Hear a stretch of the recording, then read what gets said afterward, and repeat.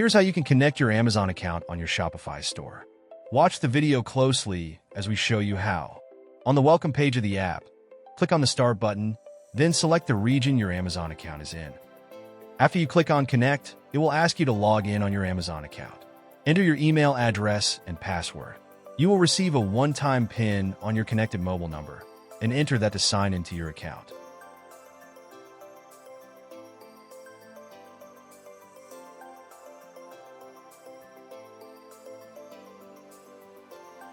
Once signed in, you can select the account and the marketplace you will use, then authorize feed.biz at the bottom of the page to continue.